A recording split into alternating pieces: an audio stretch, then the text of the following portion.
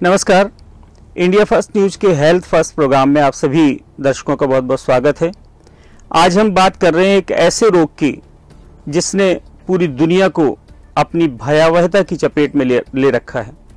निश्चित रूप से कैंसर आज एक ऐसी लाइलाज बीमारी बनकर हमारे सामने आया है जिससे लोग न सिर्फ भयभीत हैं बल्कि तमाम लोग अपना जीवन भी खत्म करने की कगार पर पहुंच जाते हैं। आज हमारे साथ इसी विषय पर चर्चा के लिए हैं doctor Sunil Kumar sir. Sunil Kumar sir, आपका बहुत बहुत स्वागत है हमारे जी। नमस्कार। मैं बता दूं कि डॉक्टर सुनील कुमार सर जो कि एक मेडिकल ऑन्कोलॉजिस्ट हैं और भोपाल में कृष्णा कैंसर हॉस्पिटल के तहत अपनी सेवाएं दे रहे हैं। कैंसर रोगियों को बचाने में इनकी बहुत एक अहम भूमिका है। आज हम सर से इसी विषय पर खुलकर बात करने वाले हैं कि आखिर कैंसर क्या है, कैंसर से कैसे बचा जा सकता है और इसके अत्याधुनिक इलाज क्या क्या है। सर, सबसे पहला सवाल मैं यही पूछना चाहता हूं कि आखिर कैंसर है क्या बला है कैंसर? देखिए, हमारा जो शरीर है वो सेल्स या कोशिकाओं का बना रहता है और बचपन से लेकर के मृत्यु तक हमारे सेल्स सेम नहीं रहते, बदलते रहते हैं। हालांकि हूबहू वैसे ही सेल्स जो शरीर को ज़रूरत रहती है बनते रहते हैं और पुराने जो सेल्स हो जाते हैं वो शरीर ख़त्म कर देता है। लेकिन कभी कभी कुछ कारणों से हमारे सेल्स में ऐसे कुछ चेंजेज आ जाते हैं कि वो तेज़ी से बढ़ने लगते हैं, शरीर के लिए कोई उपयोगी काम नहीं करते और किसी छाले के रूप में, गांठ के रूप में या अल्सर के रूप में सामने उभर कर आते हैं, जिसको हम लोग कैंसर के रूप में जानते हैं। आज से कुछ समय पहले की बात करें, आज से 10-12 साल 15 साल पहले हम जाएं तो कैंसर के बड़े गिने चुने मरीज हमारे सामने आते थे। लेकिन आजकल पता नहीं क्या ऐसी हवा जैसी चल गई कि हर तीसरे चौथे आदमी से बात करते हैं, हर परिवार में कोई ना कोई एक न एक व्यक्ति ऐसा निकल आता है जिसको कैंसर की बीमारी हो गई है। तो ये दुष्परिणाम कैसे सामने आए हैं? देखिए, ये बात सही है कि पिछले 15 सालों में लगभग जो है 1.5 से 2 गुना कैंसर के रोगियों का में इजाफा हुआ है और कहीं ना कहीं जो हमारी लाइफस्टाइल है वो इसके लिए रिस्पॉन्सिबल है और जो समाज में और जो चेंजेस हैं जिसमें प्रदूषण भी एक बड़ा मुद्दा है और जो केमिकल्स का इस्तेमाल हो रहा है, चाहे वो मिलावट के तौर पे हो रहा हो या जो खेती बाड़ी के उसमें इस्तेमाल करते हैं केमिकल्स, पेस्टिसाइड्स सब्जियों में है, तो ये सारी जो चीज़ें हैं ये कहीं ना कहीं ऐसा प्रभाव डाल रही हैं कि कैंसर का जो प्रकोप है या इसके इंसिडेंट्स हैं, केसेस जो हैं वो पिछले 15 सालों में काफ़ी बढ़े हैं। मध्य प्रदेश में क्या स्थिति है? मध्य प्रदेश में लगभग ये मान लीजिए कि हर साल 50 से 60 हज़ार लोगों को कैंसर डायग्नोज होता है। बहुत बड़ी संख्या है। और पूरे हिंदुस्तान में क्या स्थिति होगी? हिंदुस्तान में जो 2017 दिसंबर तक लगभग 15 लाख नए केसेस डायग्नोज हुए थे और जो आपने 15 साल पहले की बात की उस समय ये 8 लाख, एक साल में 8 लाख नए केसेस आते थे, जो पिछले साल बढ़ करके 15 लाख केसेस, मतलब बहुत बड़ी संख्या बढ़ती जा रही है। डॉक्टर साहब, मैं एक बात और जानना चाह रहा हूँ कि अधिकतर लोग जब कहते हैं कि मेटास्टेटिक, शायद चौथी स्टेज को ये कहा जाता है, तो ये चौथी स्टेज क्या है और पहली, दूसरी, तीसरी स्टेज क्या है कैंसर की और इनसे किस तरीके से इलाज में बचा जा सकता है, इसके बारे में भी थोड़ा जानकारी बताइए। कि इलाज की दृष्टि से हम लोग कैंसर को 4 भागों में या 4 स्टेजेस में बांटते हैं। जब कैंसर जहाँ से शुरुआत हुई है उसी ऑर्गन में रहता है तो हम उसको स्टेज 1 बोलते हैं। जब वो बढ़ करके उसके आसपास में जो लिम्फ नोड्स होती हैं उनमें पहुँच जाता है तो स्टेज 2 रहता है और जब वो आसपास के और दूसरे ऑर्गन्स हैं उनको अगर इन्वॉल्व कर लेता है तो स्टेज 3 हो जाता है। चौथी स्टेज में ये खून के जरिए लगभग पूरे शरीर में या विभिन्न अंगों में फैल चुका होता है, उस स्टेज को स्टेज 4 बोलते हैं। तो सबसे जो इम्पोर्टेंट चीज़ है स्टेज 4 से बचने के लिए वो तो ये है कि अगर इंसान कैंसर के लक्षणों के बारे में थोड़ा सा जागरूक रहे और शरीर में होने वाले किसी भी बदलाव के लिए अगर तुरंत डॉक्टर से जांच करा ले तो वो कैंसर के चांसेस हैं कि 85 to 90% लोगों में पहली या दूसरी स्टेज में कैंसर डायग्नोज हो जाएगा, जब ये इलाज करने से पूरी तरह से ठीक हो जाता है। और हो क्या रहा है अभी कि ऑलमोस्ट 60-65% लोग शहरों से भी और गांवों से तो बहुत ही ज़्यादा तीसरी या चौथी स्टेज में वो लोग इलाज के लिए आते हैं कई बार उनको पता भी चल जाता है कैंसर है, लेकिन बजाय इलाज कराने के वो लोग दूसरे जो कारण, दूसरे तरीके हैं जो पारंपरिक रूप से गांव में चलते आए हैं, देसी इलाज कराना है, जड़ी बूटियों से कराना है, उसके चक्कर में पड़ के और वो 6 महीना साल भर बाद फिर चौथी स्टेज में इलाज के लिए आते हैं, जब इस बीमारी को ठीक करना हमारे लिए मुश्किल रहता है। इसी से जुड़ा मेरा एक सवाल और है कि आपने सिम्टम्स की बात करी, तो सिम्टम्स कौन कौन से ऐसे सिम्टम्स हैं जिससे लोगों को जागरूक होना चाहिए और उनको अपना समय रहते उसका इलाज करवा लेना चाहिए? देखिए, सिम्टम्स जो है कैंसर का कोई एक अकेला सिम्टम नहीं है, ये निर्भर करता है कि किसी को किस ऑर्गन में या किस हिस्से में कैंसर हो रहा है। कुछ WHO ने कुछ ऐसे कॉमन सिम्टम्स के आधार पे लोगों को जागरूक करने के लिए किया है, जिसमें अगर मल मूत्र त्याग करने की आदत में ये कुछ बदलाव हो रहा है, जैसे पेशाब करने में दिक्कत होने लगी है या खून आता है, ऐसे ही मल त्याग करने में ऐसी कोई दिक्कत आने लगी है, आहार लेने में कोई दिक्कत है, खाना चबाने में, निगलने में या खाना अटकता है, शरीर में कहीं भी कोई गांठ उभर करके आई है, खासकर कोई गांठ जो पहले से थी लेकिन अगर अभी बढ़ने लगी है, या कोई नई गांठ जो पहले नहीं थी, तो सतर्क हो जाना चाहिए, वो कैंसर हो सकता है और वो कहीं पर भी पूरे शरीर में कहीं भी गांठ हो सकती है। इसके अलावा महिलाओं में अगर माहवारी अनियमित आती है तो वो भी एक कैंसर का लक्षण हो सकता है, उसके लिए भी जांच करानी चाहिए। इस तरीके से अलग अलग हैं, लगातार जैसे फेफड़ों के कैंसर के लिए लगातार खांसी वगैरह बने रहना, बलगम में खून आना, सीने में दर्द होना, वजन कम होना या बिना किसी कारण से बुखार बने रहना।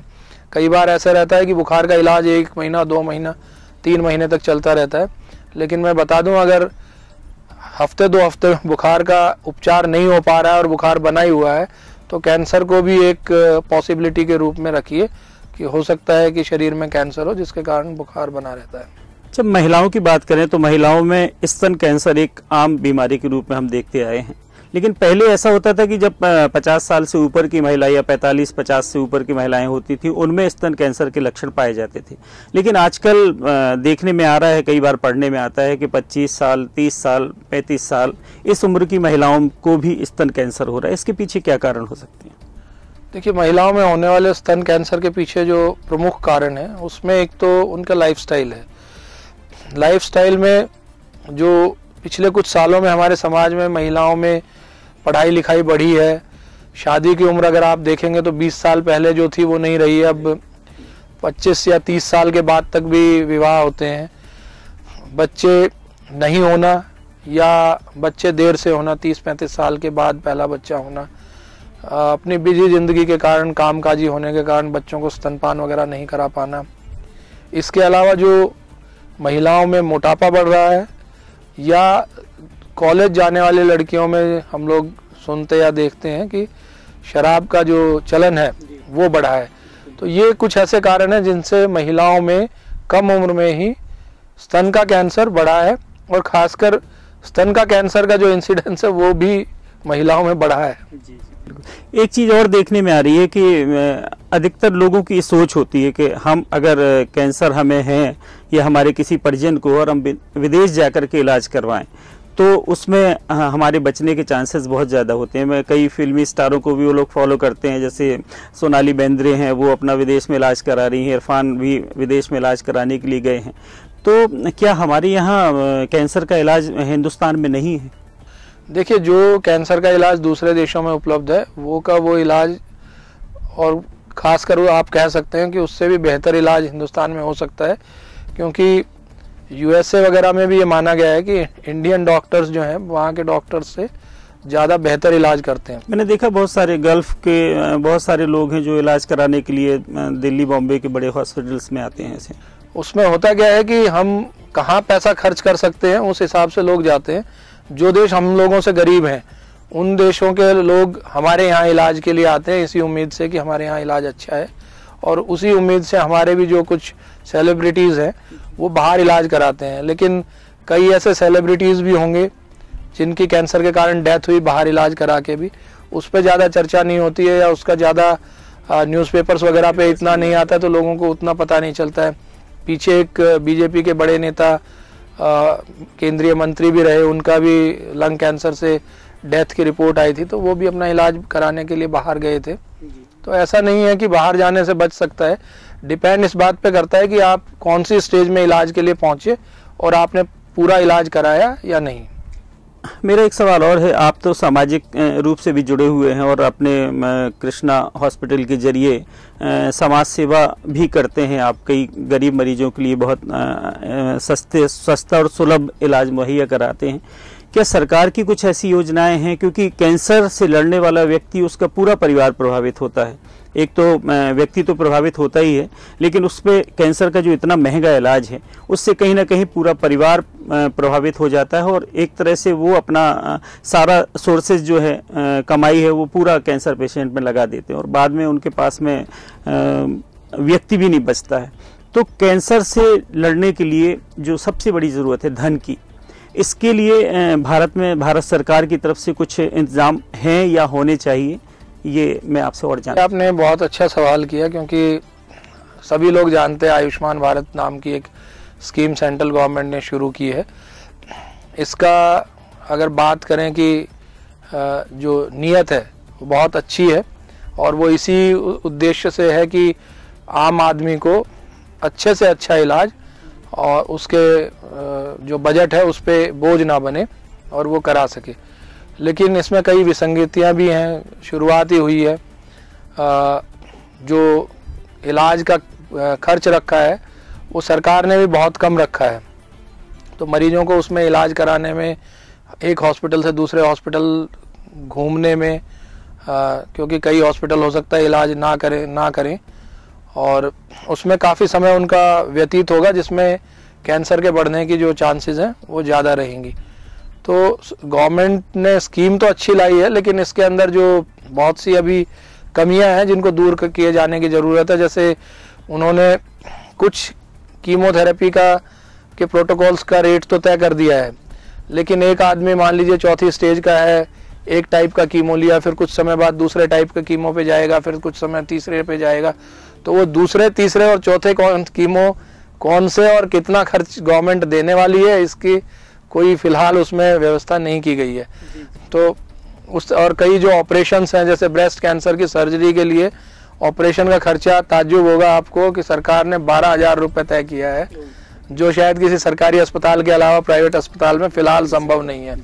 तो अगर उस तरीके से देखें, अगर सरकार सच में मदद करना चाहती है तो इन कमियों को अगर इस योजना से दूर कर दिया जाता है तो शायद लोगों का, खासकर गरीब लोगों का बहुत भला हो सकता है। जी जी जी। हाँ, एक बहुत अहम बात पे मैं आना चाहूँगा कि चौथी स्टेज का कैंसर अगर व्यक्ति को हो जाता है तो उसका सबसे अत्याधुनिक इलाज हमारे इंडिया में या विदेश में कहें जहाँ भी है तो वो क्या है? क्योंकि आमतौर पर लोग यही देखते हैं कि कीमोथेरेपी होगी और फिर वो बड़ी भयावह स्थितियाँ होती हैं, लेकिन मैंने सुना है कि आजकल कुछ नई टेक्नोलॉजी भी आ गई है जिससे ये सारी तकलीफ़ों से दूर रह के कैंसर का इलाज किया जा सकता है।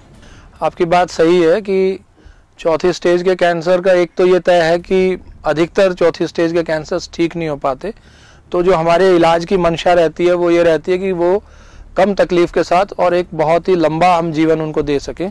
तो उसमें जो नई चीज़ें आई हैं वो है टारगेटेड थेरेपी और इम्यूनोथेरेपी। इसके लिए हमको मरीज का जो ट्यूमर है उसका टिश्यू में अधिकतर बार जीन म्यूटेशन टेस्ट या कुछ टेस्ट ऐसे करके देखने पड़ते हैं कि उनमें बदलाव क्या हुए हैं।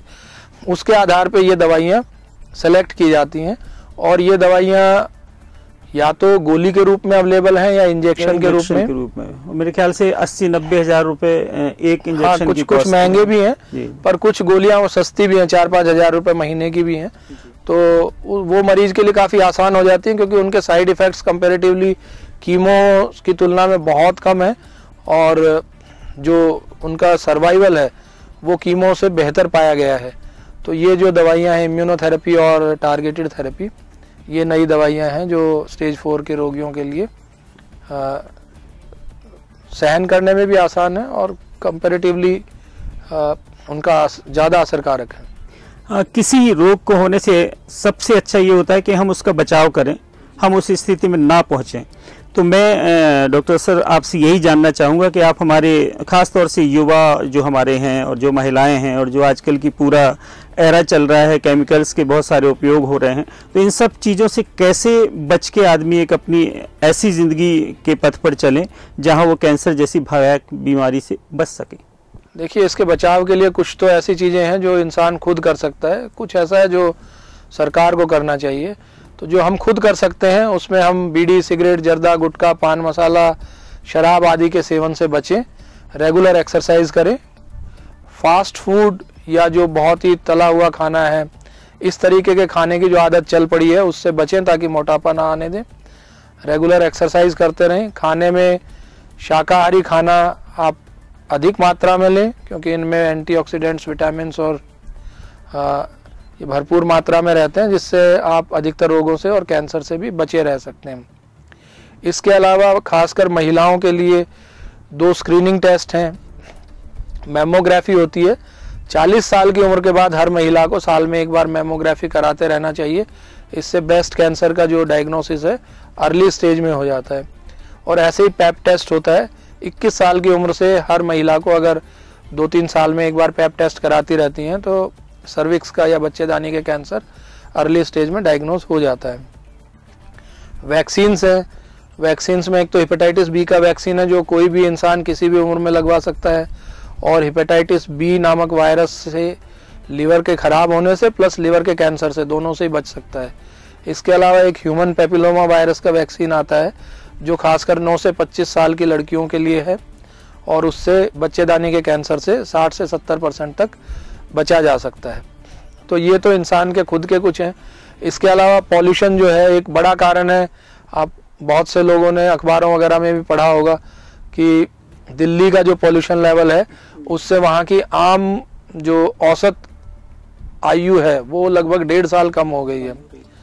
तो पॉल्यूशन वगैरह जो हम लोग खुद भी रिस्पॉन्सिबल हैं क्योंकि व्हीकल्स तो इंडिविजुअल आदमी ही यूज़ करता है, तो अपने व्हीकल्स के जो भी समय समय पे जांच वगैरह कराते रहें।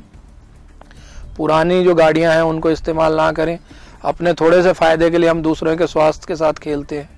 सरकार को ये भी देखना चाहिए कि जो मिलावट होती है खाने की चीज़ों में वो अधिकतर हैवी मेटल्स और कलर्स वगैरह की जो केमिकल्स की है वो हमारे स्टमक के लिए या हमारे इंटेस्टाइन्स के लिए, हमारे लिवर के लिए ख़राब है।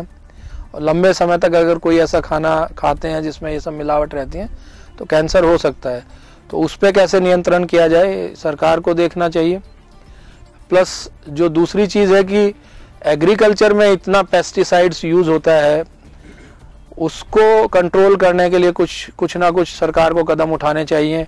कृषि विश्वविद्यालय हैं उनको भी आगे आना चाहिए कि कम केमिकल्स के इस्तेमाल से, कम पेस्टिसाइड्स के इस्तेमाल से कैसे अच्छी फसल या ज़्यादा फसल किसान भाइयों को मिले ताकि उनकी आमदनी भी अफेक्टेड ना हो और हमारे जो देश को खाने की कमी भी ना आए। दर्शकों, ये थे हमारे डॉक्टर सुनील कुमार जो कि मेडिकल ऑन्कोलॉजिस्ट हैं, कैंसर विशेषज्ञ, जिन्होंने आज हमें बहुत ही अहम जानकारियां दी। सबसे बड़ी जानकारी तो ये है कि जितनी चिंता सरकार को करनी चाहिए उससे कहीं ज़्यादा चिंता हमें खुद करनी होगी, हमें खुद अवेयर होना पड़ेगा, तभी हम कैंसर जैसी भयावह रोग से अपने आप को बचा सकेंगे। बहुत बहुत धन्यवाद डॉक्टर साहब आपका हमारे स्टूडियो में आने के लिए। एक बार फिर हेल्थ फर्स्ट के अगले प्रोग्राम में एक बार फिर मुखातिब होंगे, तब तक के लिए नमस्कार। Future of media is digital television. India first mobile news में सबसे आगे है। सोशल मीडिया के सभी प्लेटफॉर्म पर इंडिया फर्स्ट, सटीक, एक्सक्लूसिव और digital picture quality. India first आपको रखता है हर वक्त अपडेट। तो जुड़िए डिजिटल न्यूज के आधुनिक संसार से, जुड़िए इंडिया फर्स्ट से। Subscribe now, indiafirst.online।